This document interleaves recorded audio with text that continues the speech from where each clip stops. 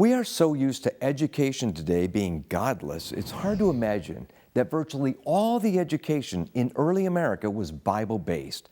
And this was true at all levels of education, from the grade school through the university. How well did our founding fathers know the Bible? Very well, said a leading scholar of all the founders, even the few who weren't necessarily orthodox in their professed Christianity. The spiritual origins of other major colleges and universities is well documented. In New York City, there was King's College, which opened in 1754. The chief thing that is aimed at in this college is to teach and engage children to know God in Jesus Christ. King's College. Today, still in New York City, King's College is known as Columbia University. Dartmouth was originally founded for the purpose of training ministers of the gospel and missionaries to the Indians. Brown University in Providence, Rhode Island, was founded in 1764 by Baptists, such as its earliest key promoter, Reverend Morgan Edwards, the moderator of the Philadelphia Baptist Association. The University of Pennsylvania in Philadelphia is another Ivy League school. It too had spiritual origins, but not tied to any one denomination. Two of its key founders were Ben Franklin and Reverend George Whitefield, the great preacher of the First Great Awakening.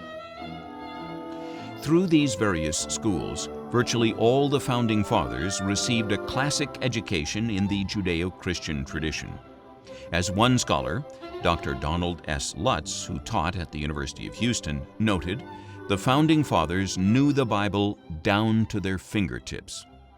All of the Ivy League schools except for Cornell is founded by pastors or church leaders or congregations of churches, and that should say a whole lot about what their purpose was. A church or a pastor is not going to start an institution with the purpose of destroying itself. Jumping ahead to the second half of the 1800s, other schools of all levels were also heavily influenced by the Scriptures. Booker T. Washington was a Christian man, and when he founded Tuskegee Institute, he shared those Christian principles with the students. As a matter of fact, he believed in the broom, the Bible, and the book, meaning education, chores, and the Word of God. Few people who were not right in the midst of the scenes can form any exact idea of the intense desire which the people of my race showed for an education. It was a whole race trying to go to school. Few were too young and none too old to make the attempt to learn. As fast as any kind of teachers could be secured, not only were day schools filled, but night schools as well. The great ambition of the older people was to try and learn to read the Bible before they died.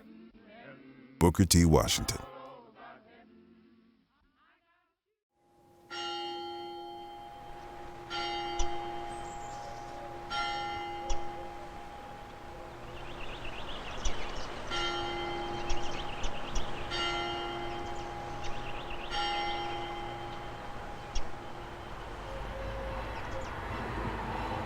In 1789, Catholics founded Georgetown University in what is now Washington, D.C., and in 1842 they founded Notre Dame in South Bend, Indiana. Meanwhile, during the 1800s, when millions of Catholic immigrants first came to America, they founded many schools at all levels of education, in particular because of anti-Catholic sentiment they experienced. Certainly the anti-Catholicism that happened in this country early on made people very, very nervous.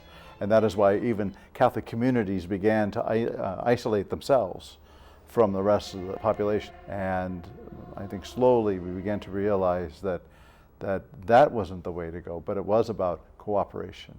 That the American experiment then was to allow religious toleration for all people. To this day, many Catholic schools in America's inner cities are a lifeline to students to give them a future, whereas often the public schools there are more like a war zone. Education was extremely important to America's settlers and founding fathers. Promote, as an object of primary importance, institutions for the general diffusion of knowledge, George Washington. And religion, which in those days usually meant Christianity, was not to be ignored in the schools. The general diffusion of Christian knowledge hath a natural tendency to correct the morals of men, restrain their vices, and preserve the peace of society. Patrick Henry. In vain are schools, academies, and universities instituted if loose principles and licentious habits are impressed upon children in their earliest years. John Adams. I think the founders of our country intended God to be in our public schools, in our public square, City Hall.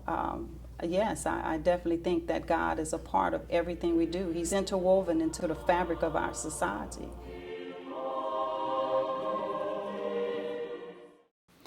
Back when education was focused on the Bible, children learned how to read and write. This produced one of the most literate societies in the whole world. No wonder Teddy Roosevelt would say in the early 20th century, a thorough knowledge of the Bible is worth more than a college education. America needs to get back to God and the Holy Scriptures. For Providence Forum, I'm Jerry Newcomb.